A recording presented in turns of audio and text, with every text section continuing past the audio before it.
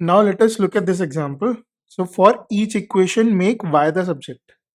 अब y को subject बनाने का क्या मतलब कि हमको y is equal to f of x कुछ इस तरह का लिखना है। ठीक है, तो y को आइसोलेट करना है और बाकी सब एक साइड पे, y दूसरी साइड पे।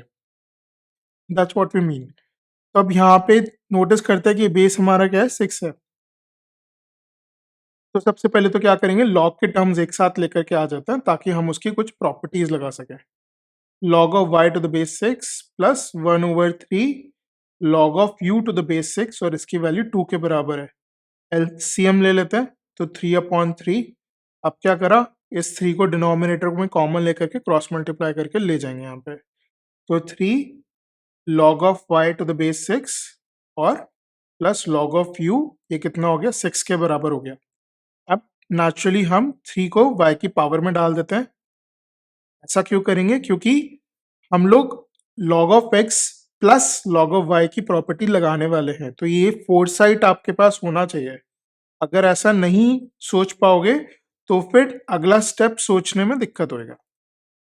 Right, log of u is equal to 6 इस तरह से लिखा। और हमने अब कौन सी प्रॉपर्टी लगाई, हमने प्रॉपर्टी लगाई log of x plus y is log of x into y. तो ये कितना हो जाएगा, y cube into you.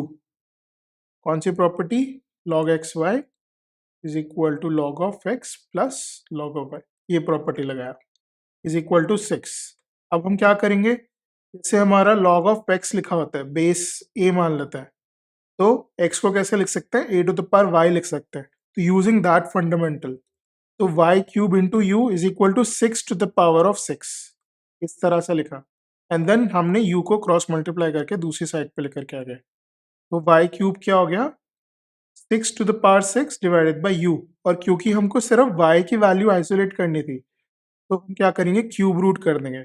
6 to the power 6/3 upon u to the power 1/3। तो ये कितना हो जाएगा, 6 to the power 2 into u to the power of -1/3। क्यों, क्योंकि a to the power m is equal to 1/a to the power -m। And similarly a to the power 1/a to the power m कितना हो जाता है, a to the power -m। तो ये property use करके हमने ऐसा लिखा। तो कितना हो गया, 36 into u to the power -1/3। इसको प्रैक्टिस कर लेना अगर एक्सपोनेंट्स वीक है, and if it is not necessary, at least logs के प्रॉपर्टीज लिख करके प्रैक्टिस करना, विदाउट विच तुम्हारा वो इंट्यूशन काम नहीं करेगा कि अगला स्टेप क्या होना चाहिए। आई एम वेरी श्योर तुमको समझ में तो आ गया होगा, लेकिन अगले क्वेश्चंस में एक्सिक्यूट कर पाओ, इसके लिए प्रैक्टिस बहुत जरूरी है। चलो अब अगला एग्जाम्पल देखते हैं। First let me clean my screen. Now in this example हमने क्या देखा कि बेस हमारा यहाँ पे 3 है और जो लॉग के टर्म्स हैं उनको एक साथ लाने की कोशिश करेंगे। अभी सबसे पहले एलसीएम ले लेते हैं। तो log of y to the base 3, इसको 2 से मल्टीप्लाई कर दिया, या सारी साइड्स को 2 से मल्टीप्लाई कर देते हैं, that would be easier. Plus 2 log of v to the base 3 plus 2। अब यहाँ पे प्रॉपर्टी लगा देंगे। सबसे पहले 2 को v की पावर में लेके जाएंगे। वहाँ पे कौन सी प्रॉपर्टी यूज करी, कमेंट्स में डालना टाइम स्टैम्प के साथ। राइट, तो let me straight away write it like this, log of base 3 u into v square. ठीक है, एंड log ऑफ, इसको कैसे लिख देता हूँ, वाई स्क्वायर लिख देता है, 2 को यहाँ से हटा दिया।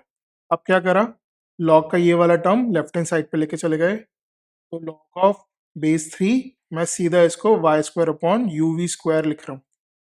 कैसे आया, फिर से कमेंट में डालो टाइम स्टैम्प के साथ में। एंड फिर हमको लॉग हटाना है, एक्सपोनेंशियल्स के टर्म्स में आएंगे। तो ये क्या हो जाएगा, 3 to the power of 2 which is equal to 9। और ये कितना हो गया, y square upon u into v square. अब इसको क्रॉस मल्टीप्लाई करके लेके चले गए, वाई स्क्वायर की वैल्यू क्या आ गई, 9u वी स्क्वायर। और यहाँ से y की वैल्यू आ जाएगी 3u to the power 1/2 into v. तो इस तरह से हमने y को सब्जेक्ट बना दिया।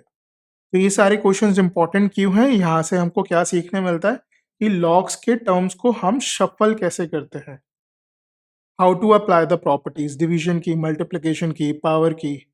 यहाँ पे हमने अभी तक बेस चेंज नहीं किया है. So again in the next questions we will cover all the properties.